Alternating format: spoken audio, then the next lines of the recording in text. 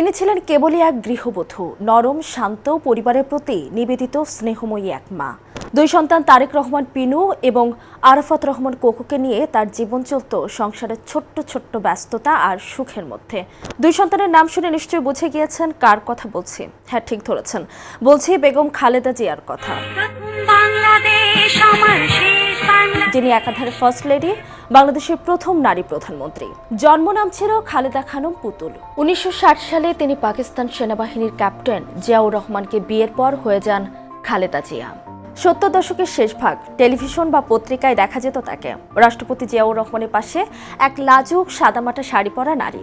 রাজনীতি তখন তার ভাবনারও বাইরে, কিন্তু জীবনের গল্প কে জানে কোন দিকে মোড় নেয়। মাত্র 35-36 বছর বয়সে যখন সংসার গুছিয়ে নেওয়ার সময়, তখন নেমে এলো জীবনের সবচেয়ে বড় আঘাত।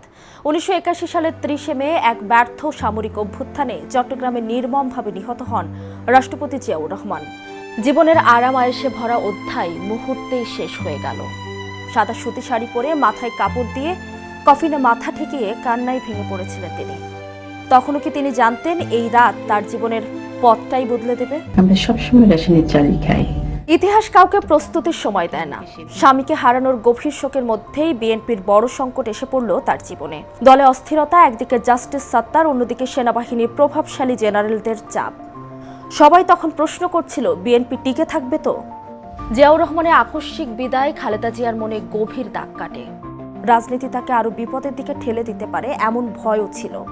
পরিবারের দিক থেকেও খুব একটা উৎসাহ ছিল না, তাই শুরুতে তিনি রাজনীতিতে আসতে দ্বিধায় ছিলেন। কিন্তু পরিস্থিতি, দলের সংকট এবং নেতাদের অনুরোধ সব মিলিয়ে শুরু হলো গৃহবধূ খালেদা জিয়ার রাজনৈতিক পথ চলা। বিএনপির নেতাকর্মীরা বারবার জানাতে থাকেন, দল টিকিয়ে রাখতে প্রয়োজন একজন ঐক্যবদ্ধ নেতৃত্বের, আর সেটি হতে পারেন কেবল খালেদা জিয়া।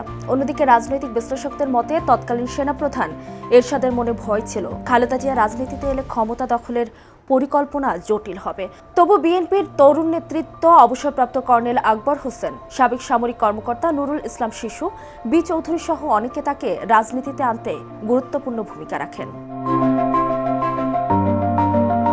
1982 সালের 3 জানুয়ারি খালেদা জিয়া বিএনপির প্রাথমিক সদস্য হন। একই বছরের 7 নভেম্বর জিয়াউর রহমানের সমাধিস্থলে শ্রদ্ধা জানাতে গিয়ে তিনি প্রথম জনসম্মুখে বক্তব্য রাখেন, যা ছিল তার রাজনৈতিক জীবনের আনুষ্ঠানিক সূচনা। বিএনপি তখন দুই ভাগে বিভক্ত। একদল চাইছিল খালেদা জিয়া দলীয় প্রধান হন, আরেকটি অংশ রাষ্ট্রপতি আব্দুস সাত্তারকে রাখতে চায়। শেষ পর্যন্ত সাত্তারি চেয়ারম্যান থাকলেও দলের ভেতরে খালেদা জিয়ার প্রভাব বাড়তে থাকে। এরশাদের অভ্যুত্থানের পর সাত্তার রাজনৈতিকভাবে অচল হয়ে পড়লে কার্যত দলের ভার তিনি নিজ হাতে নেন। 1983 সালে তিনি সিনিয়র ভাইস চেয়ারম্যান এবং অল্প সময়ের মধ্যেই ভারপ্রাপ্ত চেয়ারম্যান হন। এরশাদ বিরোধী আন্দোলনে তিনি সামনের সারিতে নামেন।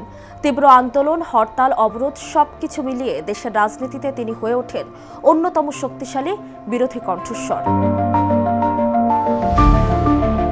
1984 সালের 10 মে খালেদা জিয়া আনুষ্ঠানিকভাবে বিএনপির চেয়ারপারসন নির্বাচিত হন।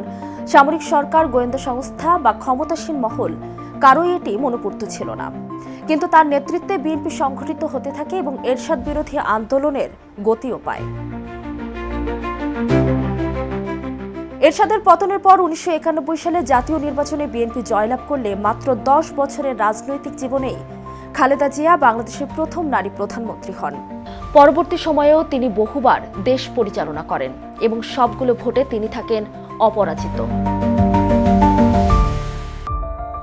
2001 সালে বিএনপি ক্ষমতায় ফেরার পর নানা কর্মকাণ্ডে কিছুটা দুর্বল হয়ে যায় বিএনপি। এরপরই আসে বাংলাদেশের রাজনীতির সবচেয়ে আলোচিত বাঁক, 2007 সালের 1/11। ক্ষমতার পালাবদল, জরুরি অবস্থা আর সেই বহুল আলোচিত -2 ফর্মুলা। শেষমেশ গ্রেফতার হলেন খালেদা জিয়া। শুরু হলো তার জীবনের সবচেয়ে ট্র্যাজিক এবং কঠিন অধ্যায়। কারাগারের অন্ধকারে বসে একে একে ভেঙে পড়ল তার পৃথিবী। মা মারা গেলেন। বড় ছেলে তারেক রহমানকে রিমান্ডে নিয়ে নির্মম নির্যাতন করা হয়। শেষ পর্যন্ত তাকে বিদেশে নির্বাসিত হতে হয়। এরপর বিতর্কিত 2008-এর নির্বাচনে ভরাডুবি হয় বিএনপির।